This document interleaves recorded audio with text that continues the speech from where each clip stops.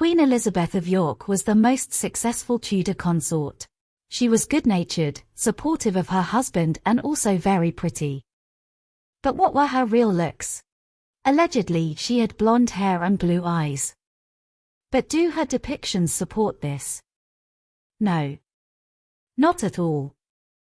For example, here all York princesses have reddish hair. You can speculate if that is more light red or strawberry blonde, but it's not just blonde. Partly the myth of blonde hair comes from modern misinterpretation of word golden. In Tudor times, this hair would be described the most often as golden. Occasionally as golden red or even red golden. It's very confusing for modern reader. Her depictions later in life also show reddish hair. Here we have examples of strawberry blonde. But some examples show light red, coppery color. Hence I can only conclude her hair was probably somewhere between them. And if you check her oldest portraits, the eyes are never blue. They are brown, at least on first glance.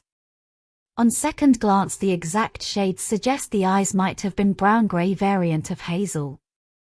The eye on right stays brown, but eye on left is bit more grey, brown-grey. That's typical for hazel eyes. They change hues due to even slight differences in light. I cannot be 100% certain of it, because it could be something going off within the pigment itself. But it's important to keep the possibility in mind. Because this variant of hazel can go anywhere between very light grey, light brown, brown, or brown-grey. Confusing, right? Could darkening of pigments turn Elizabeth's eyes brown? In theory, yes. But all of them? That's unlikely. Hence my conclusion is that Queen Elizabeth's hair was between strawberry blonde and light red. And her eyes were most likely brown, potentially brown-grey variant of hazel. We should also note Elizabeth in this portrait has quite large hands, rather broad shoulders, quite long neck, and that doesn't fit later ideals of beauty. Which is likely why this oldest known portrait of her has been heavily overpainted. But if you check details of gable hood, it looks like these two portraits are by same artist.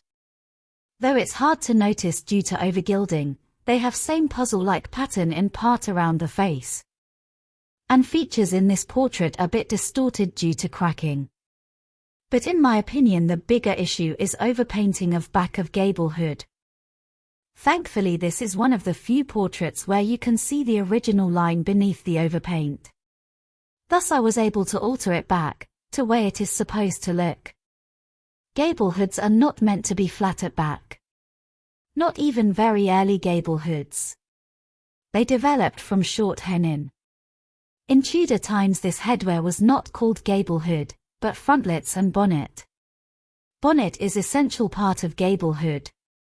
Without it, it's not gable hood, so at least technically speaking, Lady Margaret is not wearing proper gable hood, she wears frontlets and veil, which was lesser used style in 15th century, but by early 16th century only old women and little girls wore it. Not rest of adult women.